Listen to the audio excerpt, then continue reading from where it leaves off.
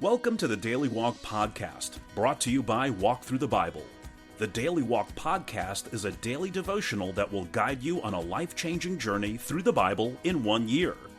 Join us every day to hear the entire Bible in a year, alongside a daily devotional thought that will help bring God's Word alive for you. Today's Daily Walk devotion comes from 2 Samuel chapters 19 and 20.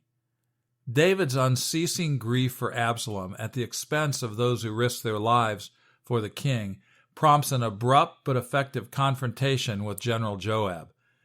A king's personal feelings must give way to the good of the nation. So, accompanied by his faithful followers, David begins his triumphal return to Jerusalem. His reestablishment as king in Israel marks the return of discontent to the nation. Jealousy between the tribes, an attempted coup by Sheba, murder in the palace guard, the violence is a continual reminder that uneasy lies the head that wears the crown. And now let's listen to 2 Samuel 19 and 20. 2 Samuel 19. When Joab was told, "The king is weeping and mourning for Absalom." And for the whole army, the victory that day was turned into mourning, because on that day the troops heard it said, "The king is grieving for his son." The men stole into the city that day as men steal, in who are ashamed when they flee from battle. The king covered his face and cried aloud, "O my son Absalom, O Absalom, my son, my son." Then Joab went into the house to the king and said, "Today you have humiliated all your men, who have just saved your life and the lives of your sons and daughters and the lives of your wives and concubines. You love those who hate you and hate those who love you. You have made it clear today that the commanders and their men mean nothing to you. I see that you would be pleased if Absalom were alive today and all of us were dead. Now go out and encourage your men. I swear by the Lord that if you don't go out, not a man will be left with you by nightfall. This will be worse for you than all the calamities that have come on you from your youth till now." So the king got up and took his seat in the gateway. When the men were told, "The king is sitting in the gateway," they all came before him. Meanwhile, the Israelites had fled to their homes. Throughout the tribes of Israel, all the people were arguing among themselves, saying, "The king delivered us from the hand of our enemies. He is the one who rescued us from the hand of the Philistines. But now he has fled the country to escape from Absalom. And Absalom, whom we anointed to rule over us, has died in battle. So why do you say nothing about bringing the king back?" King David sent this message to Zadok and Abiathar the priests. "Ask the elders of Judah, why should you be the last to bring the king back to his palace, since what is being said throughout Israel has reached the king at his quarters? You are my relatives, my own flesh and blood.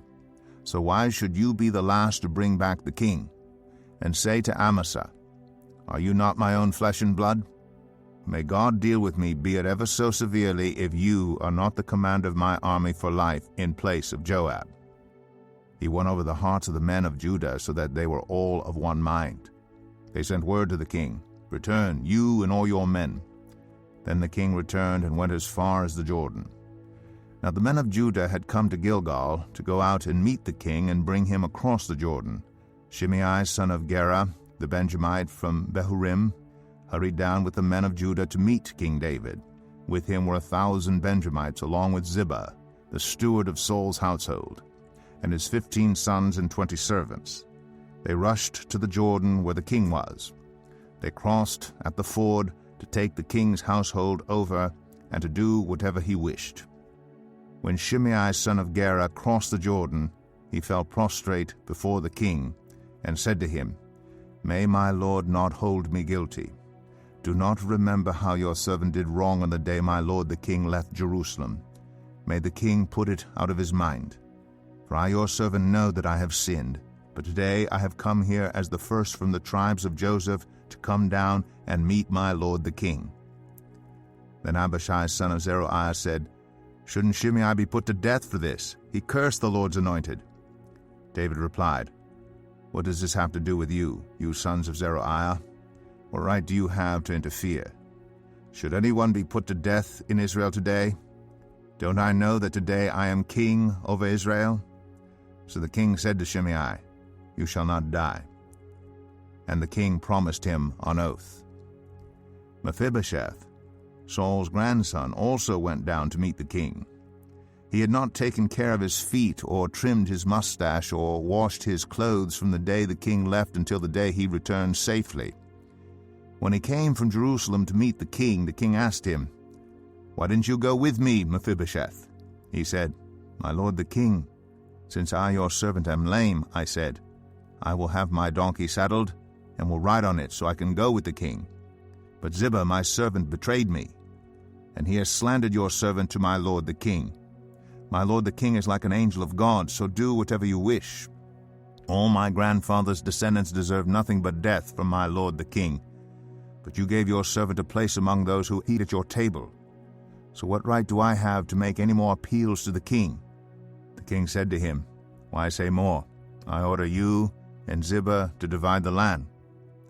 Mephibosheth said to the king, Let him take everything, now that my lord the king has returned home safely. Barzillai the Gileadite also came down from Rogelim to cross the Jordan with the king and to send him on his way from there.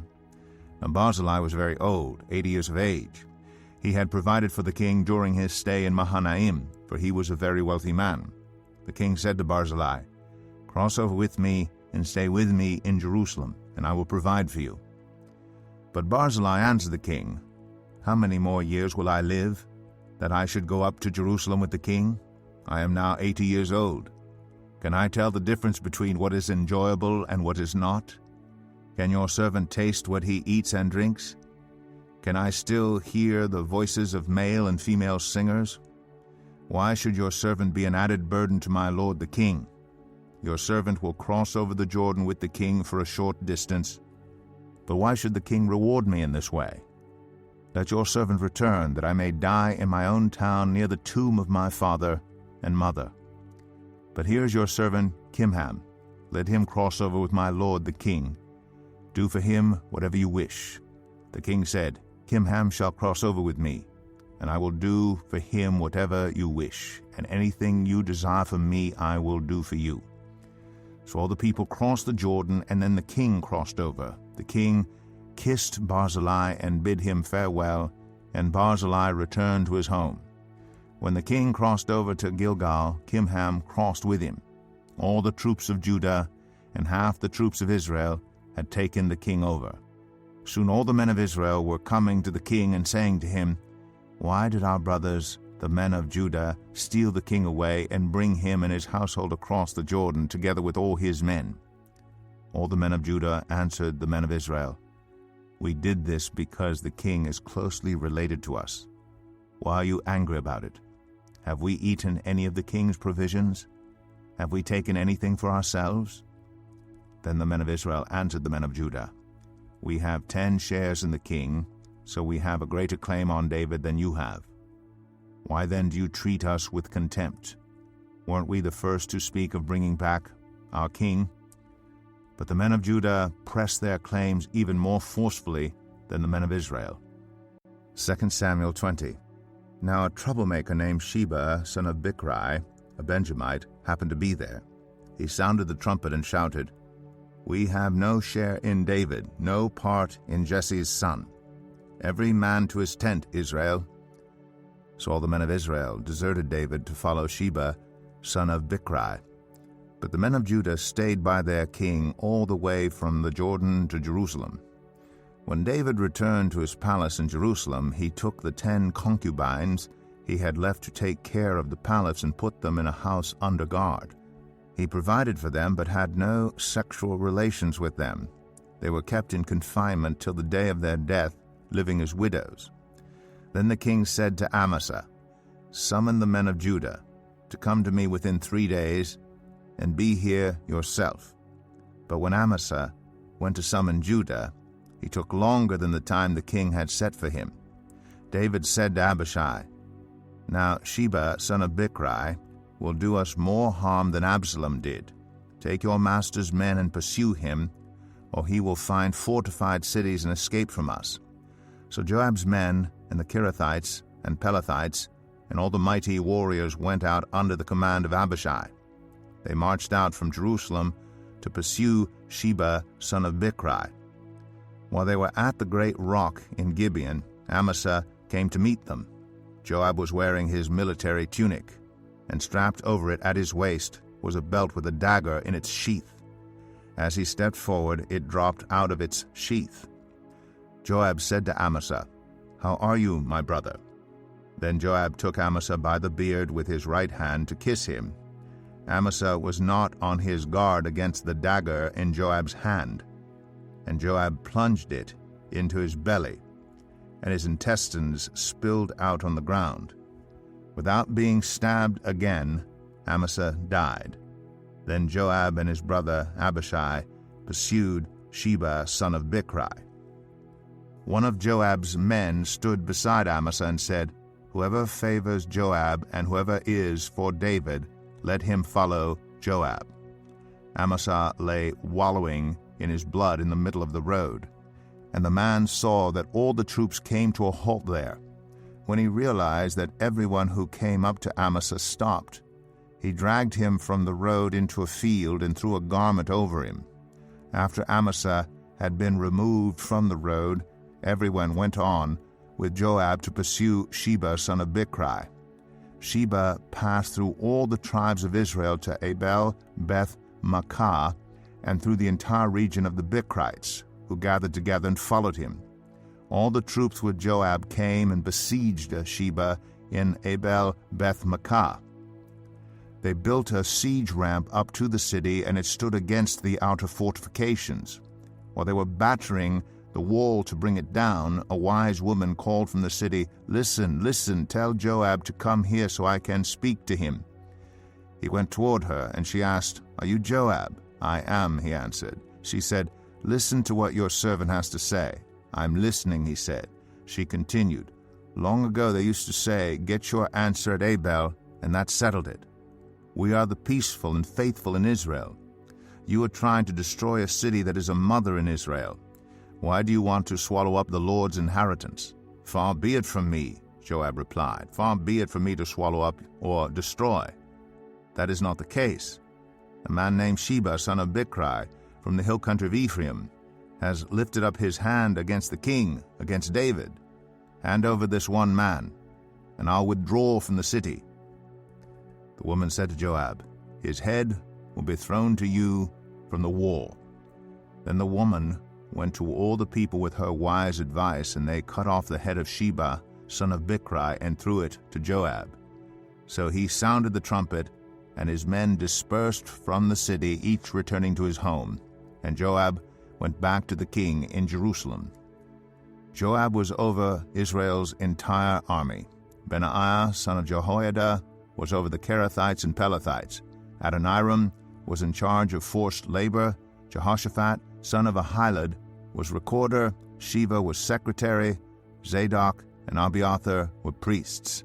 And Ira the Jairite was David's priest.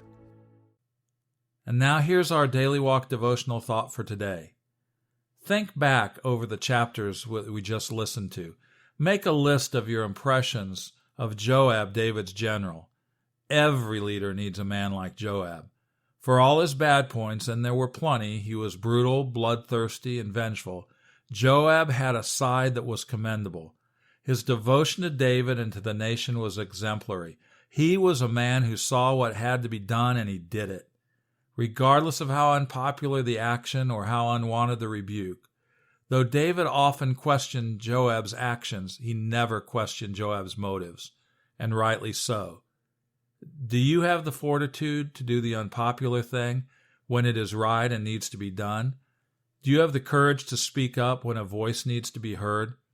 No one enjoys such voices, but they are a vital part of godly exhortation. Select an admirable trait from Joab's life, such as his commitment, his fortitude, or his selflessness, and use it as a pattern for your activities today. God will give you the strength and wisdom to be a Joab when the job calls for one. Thank you for joining us today for the Daily Walk Podcast from Walk Thru the Bible. Be with us tomorrow as we continue our life-changing journey through the Bible in a year. Love this episode of the Daily Walk Podcast? We'd love for you to rate and give us a review on iTunes or Google Play. Make sure you subscribe so you won't miss an episode as we walk through God's Word together. For more resources to help you live God's Word, visit walkthru.org. That's WALKTHRU.org. Walk through the Bible. Take a walk, change the world.